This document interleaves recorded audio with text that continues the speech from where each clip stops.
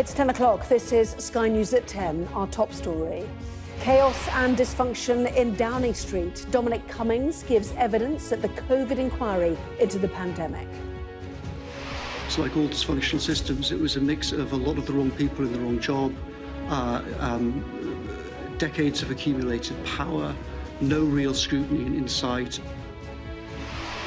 Also tonight, more than 50 people have died in a refugee camp in northern Gaza, as Israel says it targeted a top Hamas commander in that area. Scores of aid trucks crossed into Gaza from Egypt today, with reports that the Rafah crossing could be opening for a number of injured people tomorrow. Tonight, Israel's military and Hamas both release their videos of the conflict. We'll examine what we know about the ground operation so far. Also ahead, Northern Ireland floods after heavy rain as the rest of the UK braces for Storm Ciaran. The wrongdoings of the past are a cause of the greatest sorrow and the deepest regret.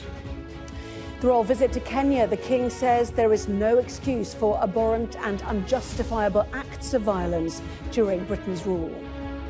And Saudi Arabia to host the World Cup in 2034 as Australia pulls out of its bid. Plus, we'll take a first look at tomorrow's front pages. That's coming up in our press preview from 10:30 right through until midnight.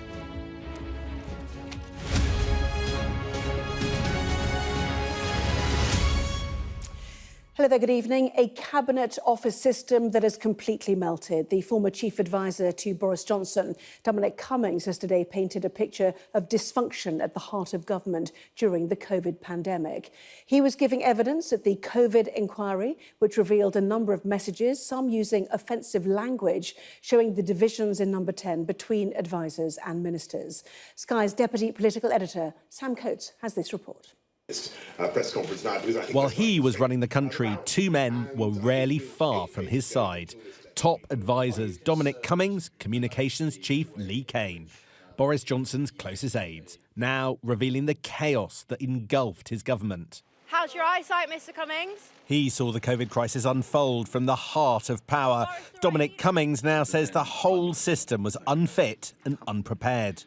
We realised gradually as we pushed and probed and asked questions for these plans that they fundamentally didn't exist. No.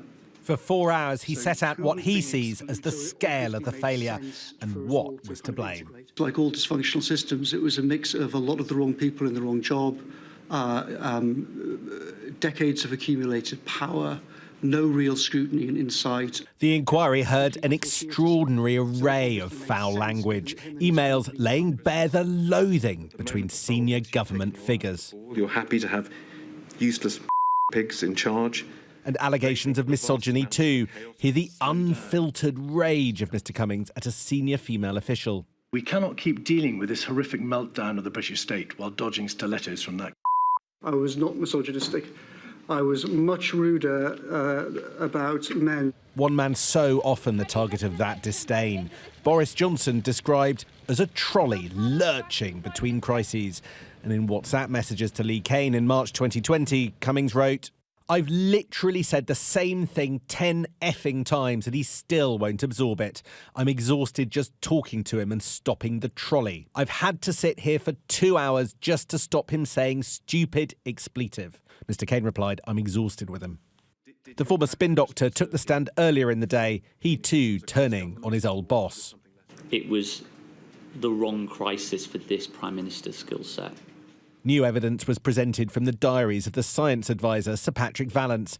Mr. Vallance quotes Johnson saying he agrees with some Tory MPs that the virus was nature's way of dealing with old people. Rivka's 72-year-old father died from COVID in early 2020. This talk today about age and how people over 80 were dying, therefore it doesn't matter, let's, make room for younger people. I mean, that is absolutely horrific. Today, we heard about the hatreds, the contempt, the dysfunction.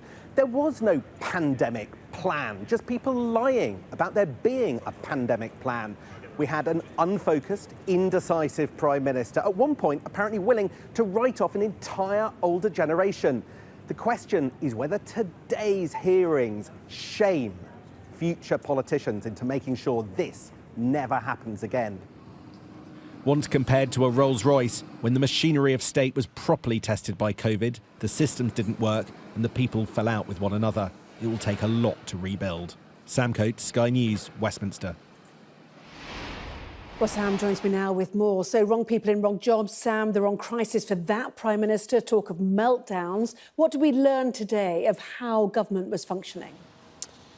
Well, Anna, I think it's easy to be dazzled by some of the stories of infighting at the heart of government because they're so incredible. Take what happened in November 2020. So at this point, Boris Johnson is dealing with the second wave of COVID and gets embroiled in an ugly row with his top advisor, Dominic Cummings, who he accuses of leaking and briefing against his wife, Carrie Johnson, and suggesting that he, Boris Johnson, isn't fit to be Prime Minister. And Dominic Cummings responds eventually by blocking the Prime Minister, by changing the technical settings on his phone so he can no longer receive messages from the Prime Minister of this country. I mean, it's incredible. I've never seen anything like it before. But that's not even the most important bit for me of today. That was a story of something that happened in March 2020, just before the first lockdown. 7 days before the first lockdown, Number 10 requested the plans, the emergency plans, from what's known as the Civil Contingencies Secretariat, which is the bit of Whitehall that deals with proper emergencies. And they were told that they didn't hold the documents, which is Whitehall jargon for there are no plans.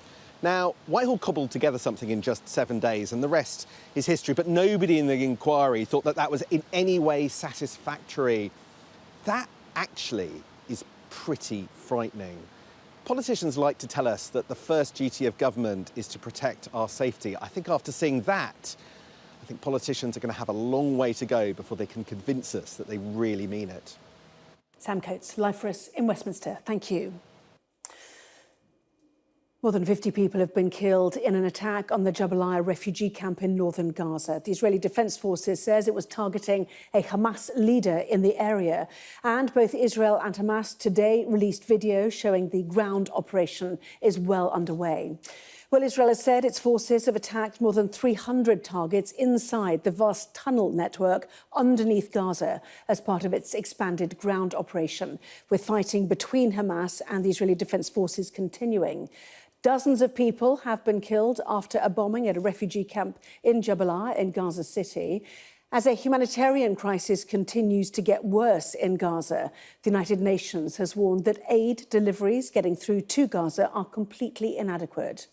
Well, in a moment, we will hear from Sky Special correspondent Alex Crawford, reporting from the Rafah crossing on the border with Egypt. But first, our chief correspondent Stuart Ramsey reports from Israel's southern border with Gaza, and a warning the videos are distressing from the start.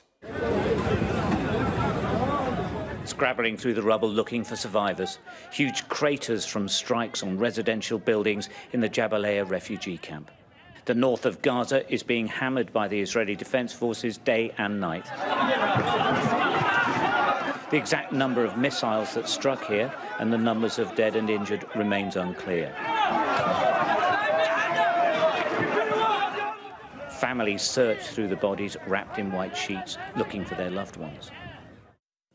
Survivors and emergency crews attempting to do their best to retrieve anyone alive before darkness fell. The scale of the bombardment and the targeting decisions of the IDF were always going to put the lives of civilians at risk.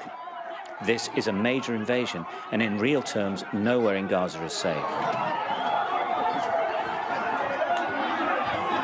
Many will want to know why this camp was targeted. The IDF says they were targeting a Hamas commander. This evening we managed to eliminate the terrorist, the murderer Ibrahim Biari. Biari is the individual who is the main leader of combat since the entrance of main forces into North Gaza. He was also involved in the October the 7th massacre. During his elimination, many terrorists were killed, terrorists who were with him in that building as well as underground. The targeting of the building led to the collapse of other buildings because there was very extensive infrastructure there. Both the Israeli Defense Forces and Hamas acknowledge that close-quarter fighting is happening. The IDF's latest pictures show Israeli soldiers purportedly firing at Hamas positions.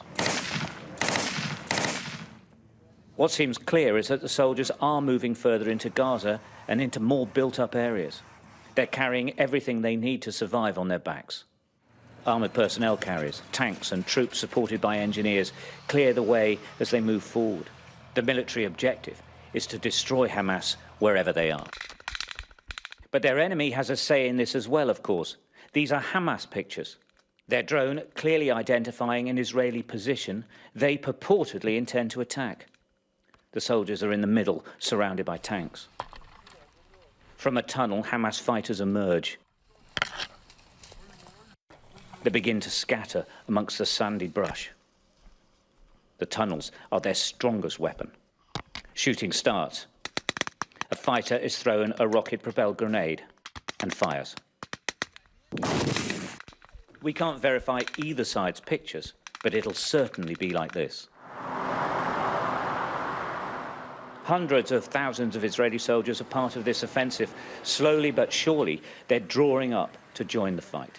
Well, the border areas with Gaza are now strict military zones. We've seen tanks here and camps being set up on a lot of the kibbutzim that were attacked. It's quite clear that the Israeli soldiers are digging in for a very, very long campaign. Of course, from here, they can get into Gaza very quickly.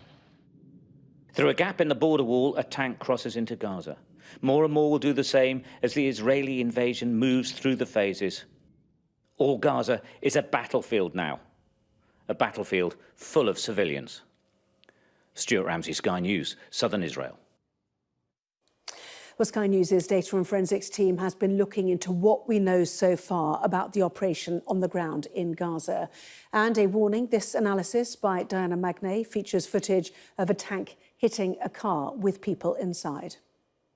We are now, says Israel's Prime Minister, in the second stage of what he says will be a long war. The focus now on northern Gaza, which the IDF calls the centre of gravity for Hamas.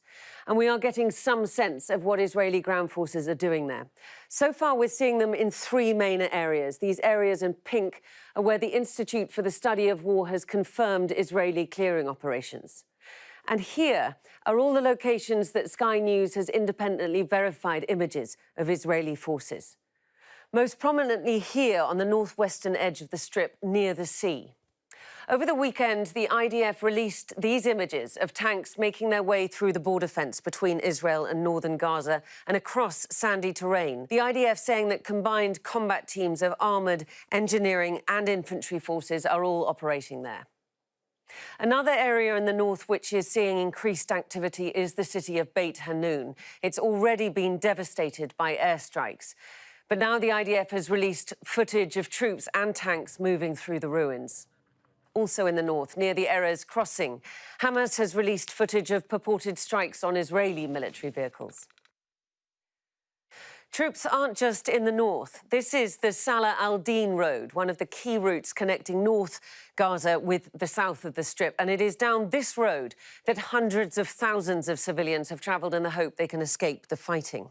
On Monday, we saw this footage of an Israeli tank shooting at a car along this road. Sky News has located that video to this point south of Gaza City, near this area of apparent IDF ground incursion. There have been reports that that road now is effectively blocked off, which will make it even harder for civilians to flee.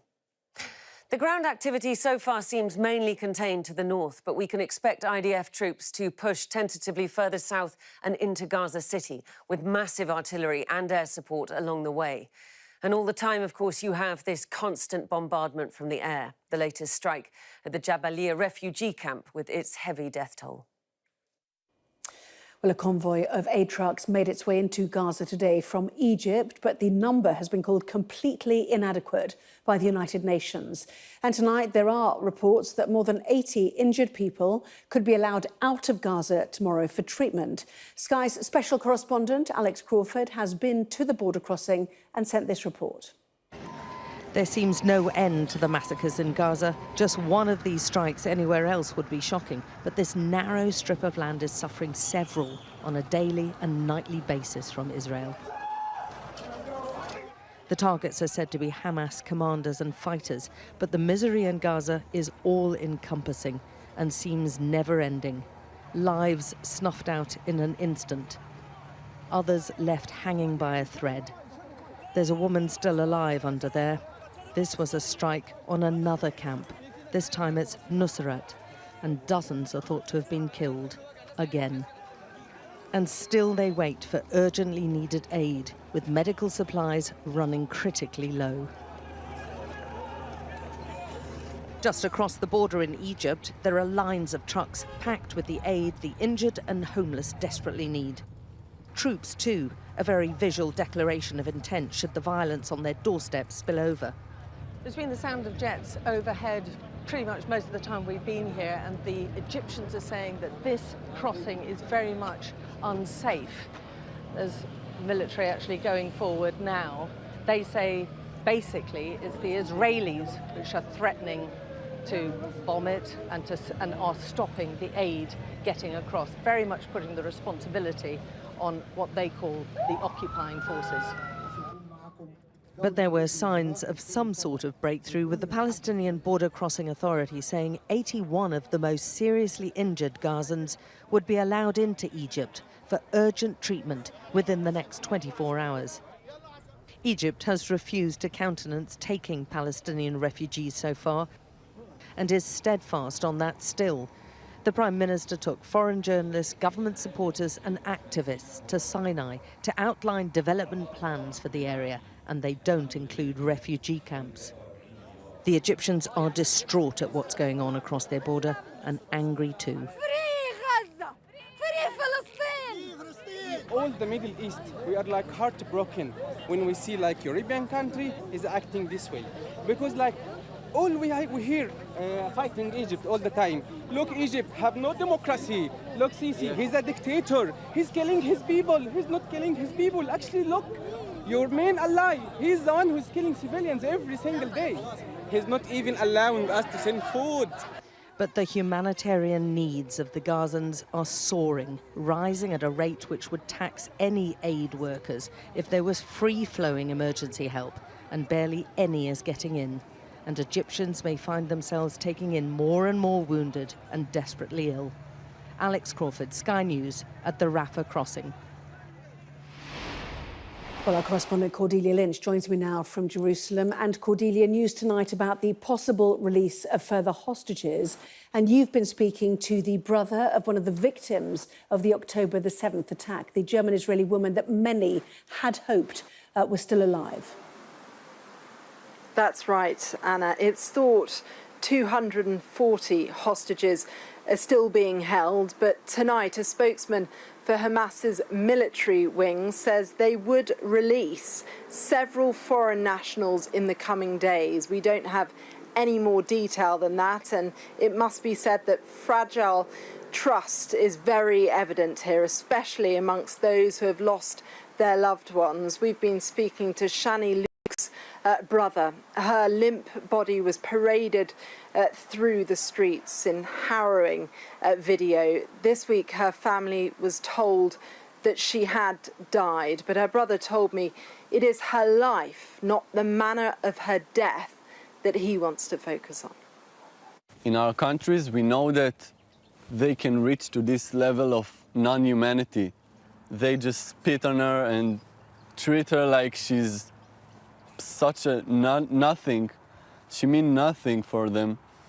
And actually, I don't want to put effort, energy inside it, because it's all hate. It's all hate, and hate are continuously to another hate and another hate, and it's a loop of hate. And this is why I don't put my energy in it. He remembers her joy, her spirits, her wisdom, but he is also preoccupied by the horrors of the attacks. And in Gaza tonight, they're preoccupied with the horrors of war. It is a desperate situation for all. Cordelia, live there in Jerusalem. Thank you.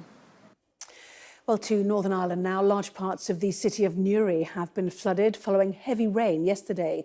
And Storm Ciaran is expected to bring further devastation to much of the UK over the next couple of days. Well, there have been further weather warnings in Northern Ireland today. Going into tomorrow, yellow warnings are in place across England and Scotland, with heavy rain and strong winds expected. And the Thames Barrier was lowered for the first time this year in London. Well, those warnings are to intensify into Thursday. Our senior Ireland correspondent, David Blevins, has this report now from Newry in Northern Ireland. By any means possible, they were attempting to access premises cut off by rising floodwater. Smashing windows above ground level, the only way to ascertain how much they've lost. And they know there could be more rain to come. Well, we knew bad weather was coming. We knew the water was high yesterday. We are in a floodplain. We have a river and a canal, but we've never seen anything like this. And at the minute, the water is continuing to rise and it's not raining, and we have high tide at 12:15, so we are concerned about what's going to happen next. There was an amber alert in place overnight, but no one anticipated this deluge. It had destroyed the Christmas stock in some stores by daylight. Oh, I've been speaking to some of the local businesses here on the ground. As you see behind us here, you know, it's up waist height at least in a lot of these businesses. We won't even know the damage until they get access to the property. So it's just absolutely devastating. It really, really is. Brendan Downey owns several businesses here. He's emotional but pragmatic about the challenges he faces. We're actually in shock, you know. I mean, we were at home last night, couldn't sleep. What do you do? You know what I mean? But again, there's nobody hurt, nobody injured, nobody dead. So we'll get back on the horse and we'll get up and running with business again. The flooding closed roads across counties Down, Armagh and neighbouring Louth in the Republic. But Newry bore the brunt of this prelude to Storm Ciaran. It all feels a bit hopeless here right now. Business owners can't even access their property to assess the damage. And with more rain forecast over the next 3 days, all they can really do is wait. They're desperate to hold back this tide, but nature is a formidable foe. And sandbag walls have become the last line of defence here. David Blevins, Sky News in Newry. The government has confirmed that XL bully dogs will be banned under the Dangerous Dogs Act from the end of this year. From New Year's Eve, it will be illegal to breed, sell, abandon or rehome them, and they will also need to be muzzled. XL bullies will also need to be registered by the end of January and be kept according to strict regulations, including neutering. Police in Paris have shot a woman who was threatening to blow herself up on a suburban train on its way into the centre of the French capital. 2 officers fired 8 shots, severely injuring the woman, who was later found not to be carrying any explosives. Well, France has been on a heightened anti-terror alert since a fatal stabbing at a school on the 13th of October. The government here has asked train operators to withdraw proposals for the widespread closure of station ticket offices in England. The Rail Delivery Group had announced in the summer that almost all in-person facilities would be shut in an effort to reduce costs. King Charles has said he feels the greatest sorrow and deepest regret for atrocities suffered by Kenyans during their struggle for independence from British colonial rule.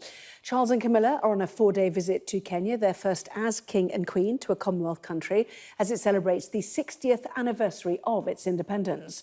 Our royal correspondent, Laura Bundock, reports now from Nairobi. State visits are all about the show. Diplomatic displays, reforging old friendships. In Nairobi, a warm welcome from President Ruto. But accompanying the King's arrival, calls for him to confront Britain's colonial past. And addressing a state banquet, this was his response. The wrongdoings of the past are a cause of the greatest sorrow and the deepest regret. There were abhorrent and unjustifiable acts of violence committed against Kenyans. Strong words, but stopping short of the apology many wanted to hear. This tour is already highlighting one of the King's hardest challenges, how to address historic wrongs from colonial rule. The King knows Kenya's history. Touring a museum, dark reminders of the Mau Mau rebellion, Kenya's uprising against British rule. 90,000 Mau Mau fighters were killed or tortured. Kenya gained independence in 1963, this sacred fig tree planted where the country's flag first flew. Relations remained strong, but ask Kenyans about the King and views are varied. For us to have the third queen in Kenya is a very wonderful thing, and we know we'll benefit as Kenya. Britain colonized Kenya, so we are part of Britain. We have our heroes who fought for our independence. So we'd like the King to raise the issue of compensation. It is the King's first visit to a Commonwealth country. Your Majesty, let us try. Jambo. A chance to listen and learn. The politicians want to talk about the future, but many people want the past properly acknowledged. Laura Bundock, Sky News, Nairobi. Rishi Sunak will host a summit tomorrow to consider both the transformative power and potential danger of artificial intelligence. It will be held at Bletchley Park, home of the Second World War Enigma codebreakers. And the tech entrepreneur Elon Musk will be a star contributor. Our science editor Tom Clark has more. For Rishi Sunak, this is a coup, diplomatic, domestic and personal. Hosting Elon Musk might be politically risky given some of the views he shared on X. But the world's richest man and titan of tech brings some serious stardust to the PM's AI Safety Summit. What's more, Musk differs from many tech bosses in warning that without a pause, AI poses the greatest threat to civilization. Is he right? Well, how different might the world have been if Japanese doomsday cult Aum Shinrikyo had access to ChatGPT? In 1995, the group released sarin nerve gas on the Tokyo subway, killing 13 and harming hundreds.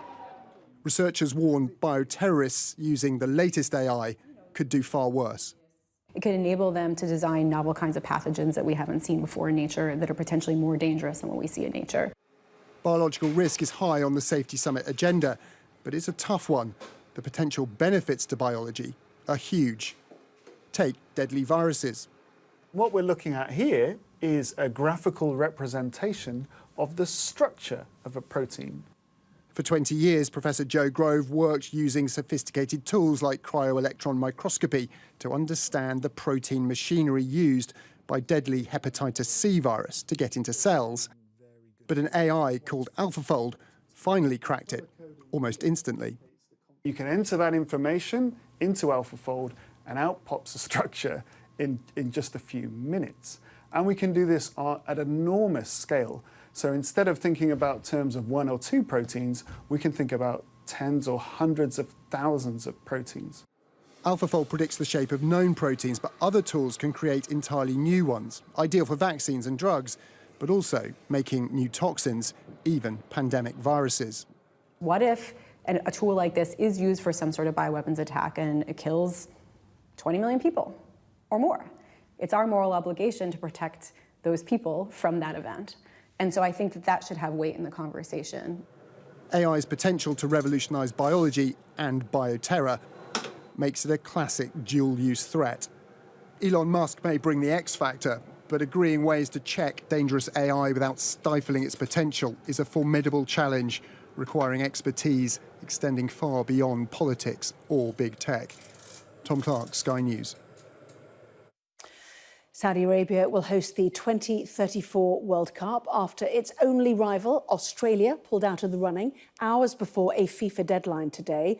It almost certainly means another winter tournament, as well as potential controversies over human rights. Our sports correspondent Rob Harris reports. There was only going to be one winner, Saudi Arabia for the 2034 World Cup. Fast-tracked by FIFA with a favourable process that deterred the only remaining contender, Australia.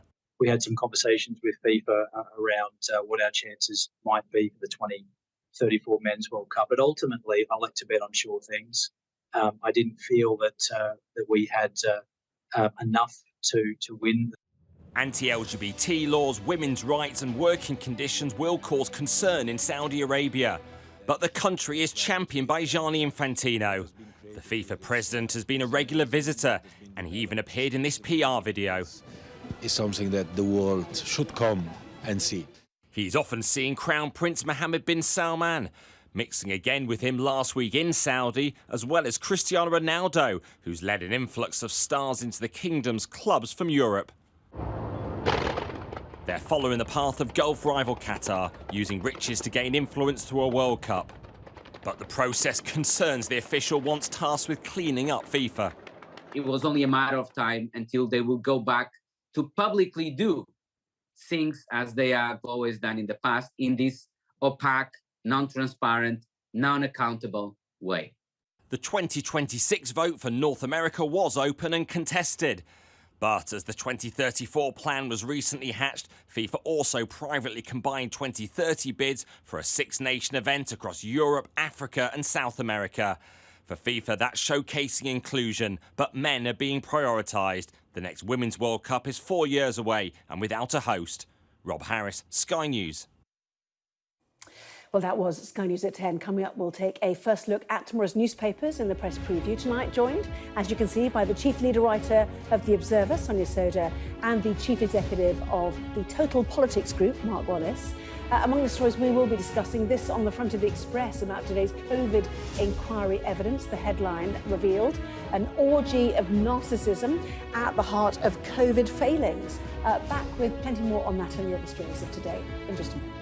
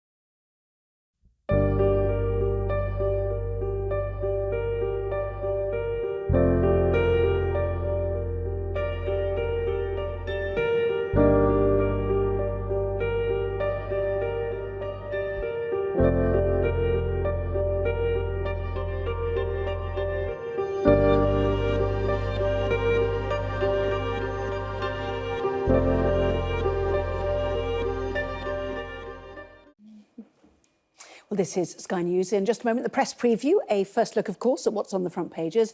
First, though, a reminder of our top stories this evening. Dominic Cummings and a senior aide to Boris Johnson have told the COVID inquiry aspects of his government were useless, unqualified, dysfunctional and chaotic. More than 50 people have died in a refugee camp in northern Gaza as Israel says it targeted a top Hamas commander in that area. And parts of Northern Ireland are underwater as Storm Ciaran advances across the UK and Ireland. Heavy rain, gusts of up to 80 miles an hour are expected.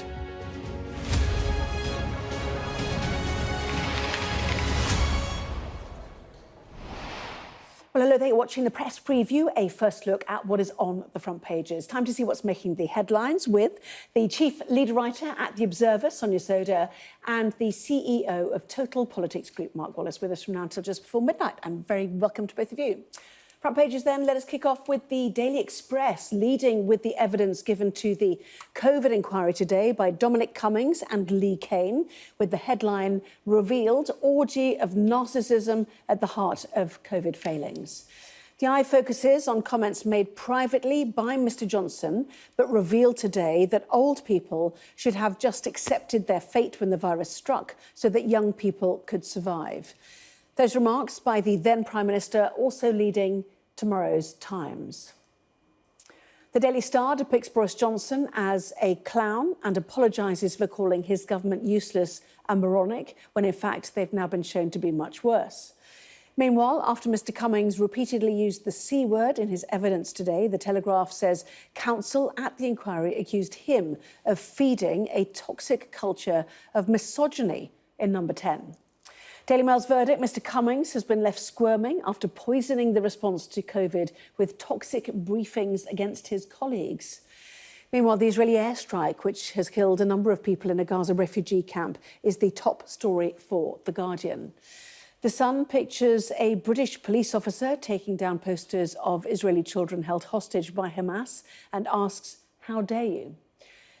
Rail ticket Q-turn is how the Metro describes the decision not to close hundreds of railway ticket offices after a public outcry against the move.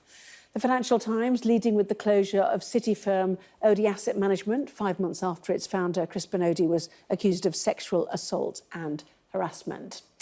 A reminder, by scanning the QR code you'll see on screen during the programme, you can check out the front pages of those papers while you watch us and listen to our guests. So let's head to Sonia and to Mark. Welcome to both of you.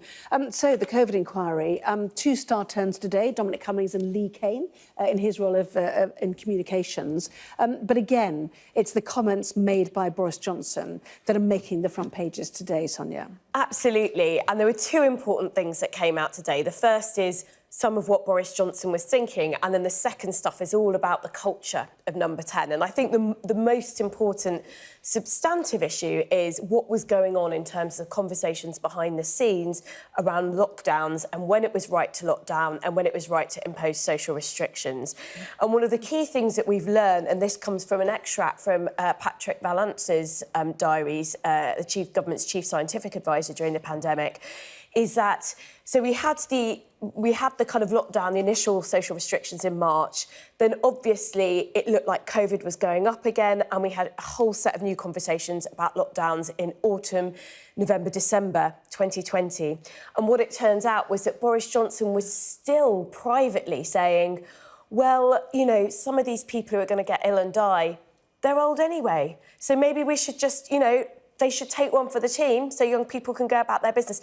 He was still making those arguments. Now, on one level, it's not a surprise because we saw government policy at that time. And I think it's easier to be more forgiving of a government making mistakes in March when there was so much uncertainty to them literally making the same mistakes again in the autumn. Because one of the things we know about a virus that spreads exponentially is the longer you leave it to impose social restrictions, the tougher and those social restrictions need to be and the longer they need to be in place for. So lots of experts think that the fact that Boris Johnson left it so late in the autumn was one of the reasons why schools had to close again for a second time. In my view, a completely unforgivable consequence.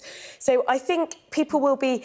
It's hard, isn't it? Because we know so much. There's been so much reporting about what was reportedly going on behind the scenes.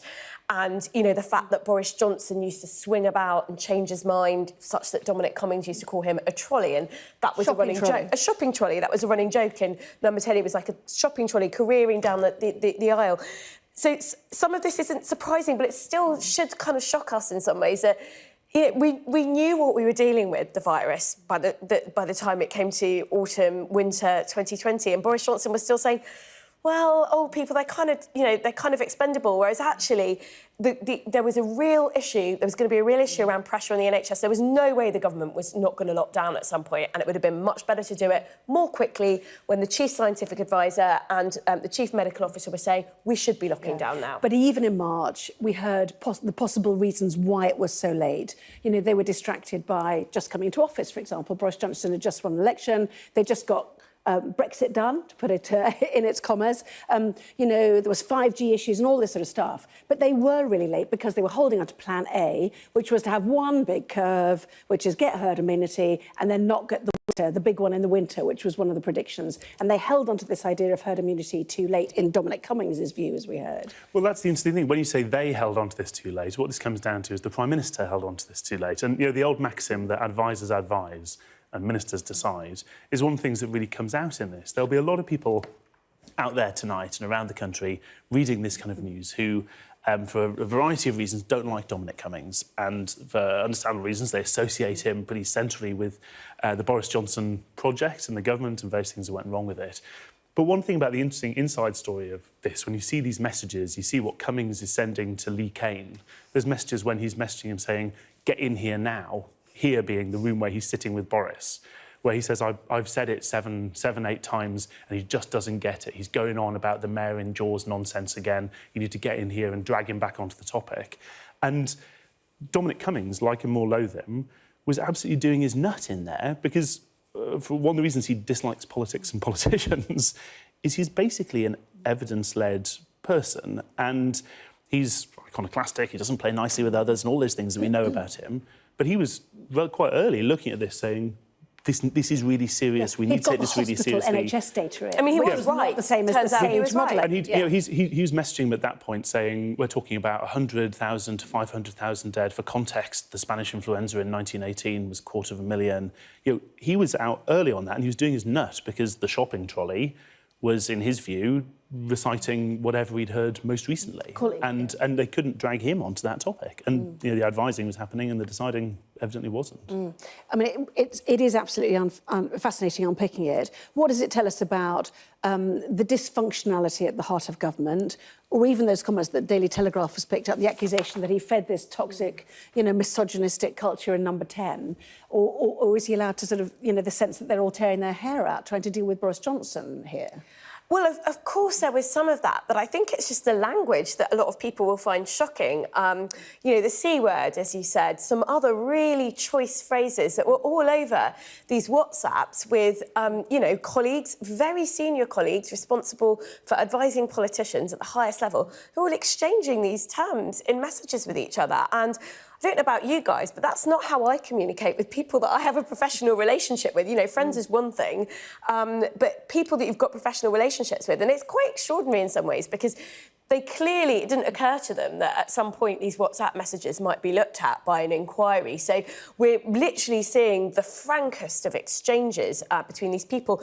But of course, it's kind of worrying to think that these were the cultures, this sort of language being traded, you know, blows traded across Number 10 with people who disagreed with each other.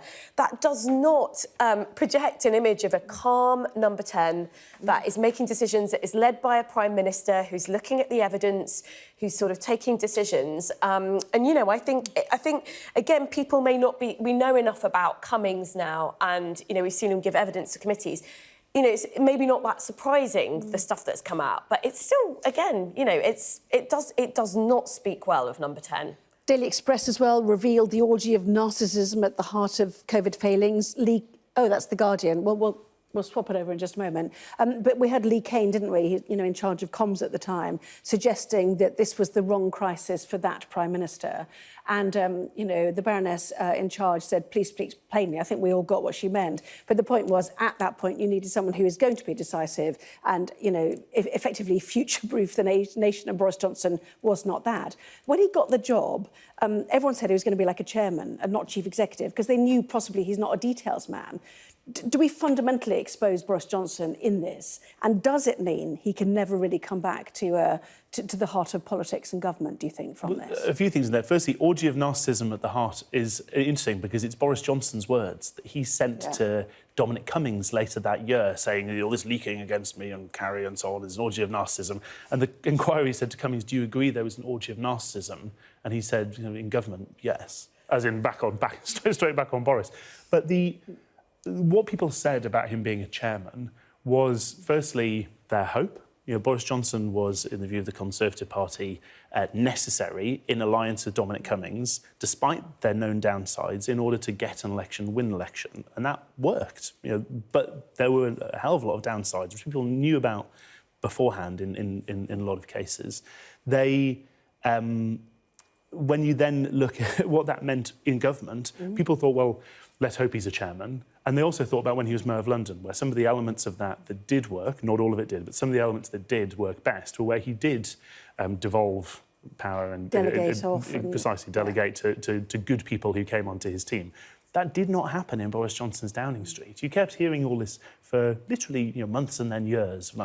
When's he start going to get the right advice and so on? Well, once you're onto 3-4 different teams of special advisors in Downing Street, the issue isn't just the advice that's being said, it's the ear that it's going into and whether it's going straight out the other one or not. And fundamentally, the failure to believe in lockdown as a mechanism. The mitigation was fine, wash your hands, all that sort of stuff was fine. But lockdown, he probably fundamentally did not believe in. And I think that's what the right wing does not, does it? I mean, you see in the papers, on the papers now. When Lee Kane said, this wasn't the right Prime Minister for that kind of crisis, I think, yes, there's a bit of soft soaping going on there. But interestingly, there were some crises, Ukraine, for example, where actually the way in which Boris Johnson approached that specific thing did genuinely play to his strengths. He did set the tone. He did take advice, listen to it, and take concrete action in a way that pushed America and all of allies in the right direction.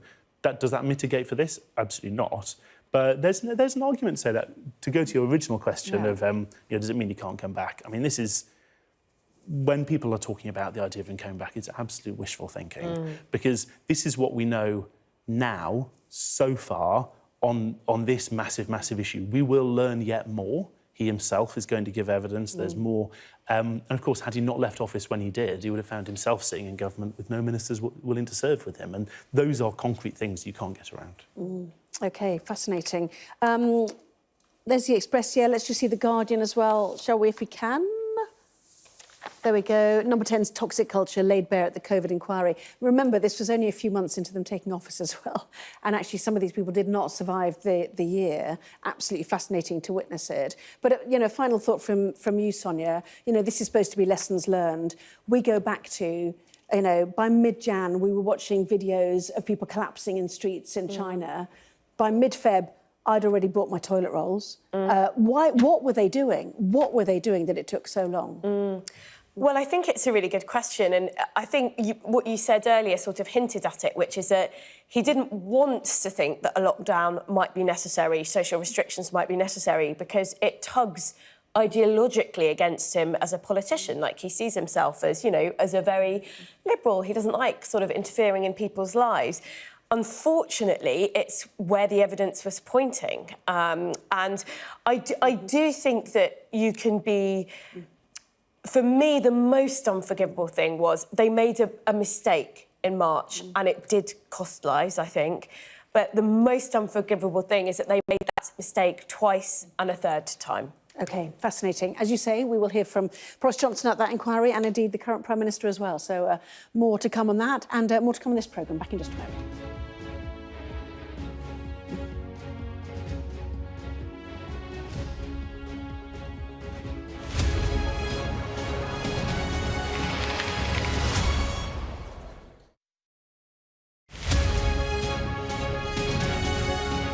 While about 5 years, my dad started putting pumpkins on a pyramid, and I thought it was a daft idea.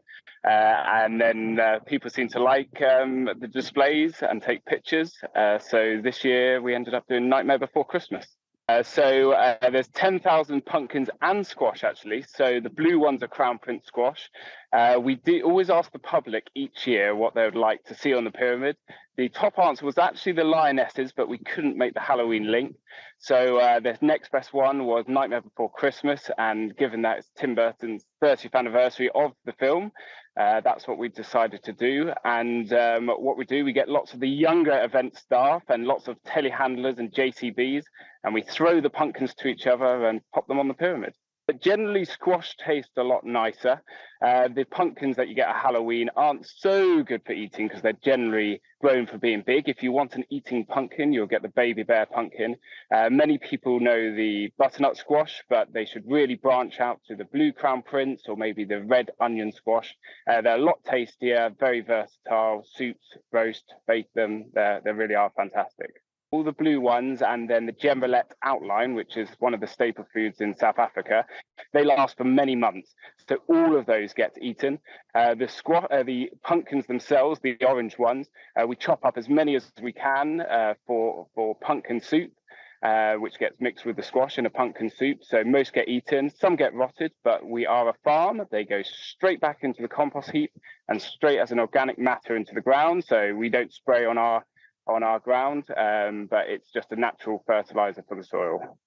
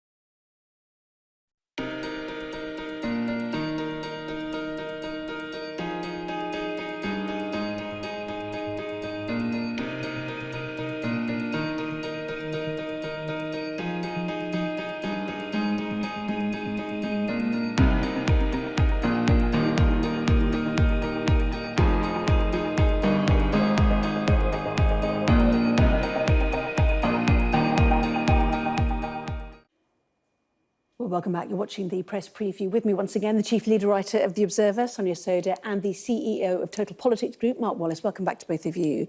Let's just take a look at The Guardian, shall we? A picture there of the Jabalia refugee camp in northern Gaza, graveyard for children, they say, as airstrikes killed dozens at this refugee camp. But domestic matters is the stories that you've picked out, including The Sun, Mark, with the headline, "How dare you?" Tell us more.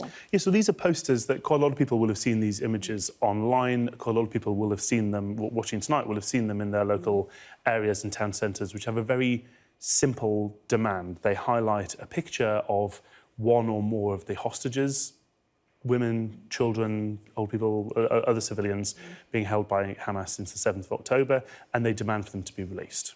I think a fair-minded, reasonable, decent person could not find something offensive about this. And there's now footage that's been going around on social media of a variety of people tearing these.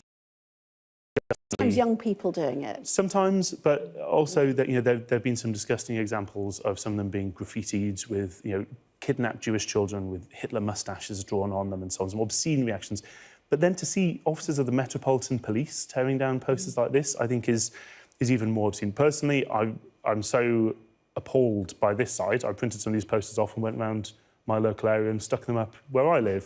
But to see the police doing this, when, frankly, we've seen chants on London... For what purpose, sorry? Why are they taking... Well, the Metropolitan Police put out a very mealy-mouthed, very lengthy statement saying this was about trying to avoid the inflaming community relations. But, frankly, if someone's inflamed by a simple demand to release innocent children, the problem is with them. When there's people chanting support for Hamas or chanting from the river to the sea on London streets and the police stand and let them march by and do it and don't interrupt, and then they're willing to act against a poster like this, it's appalling. It sends a horrendous message. And Sonia, I know you want to talk about Keir Starmer, his comments today about a ceasefire or not. It's on the front page of The Times.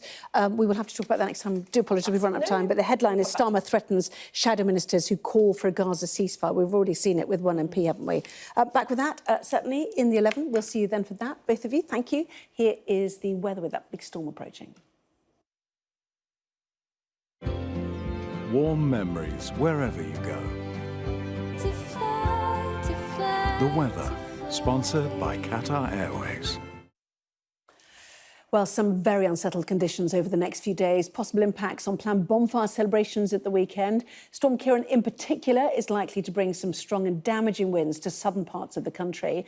Already yellow warnings in place for wind and rain in the south, for rain over Scotland, Northern Ireland and the Midlands. Amber wind warning has been issued for southernmost counties on Thursday. Rain and strong winds will spread to all but the far north overnight, with the risk of some snowfall over the high ground of Scotland before rain returns. The weather, sponsored by Qatar Airways.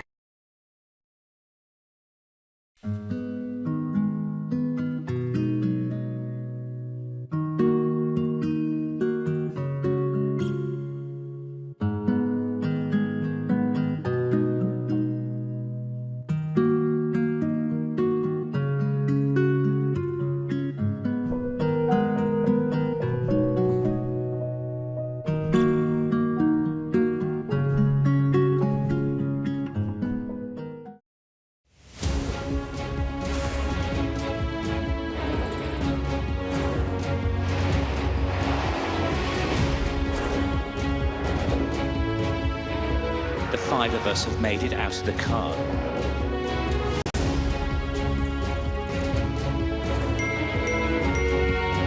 Welcome to Backstage, the film and TV podcast.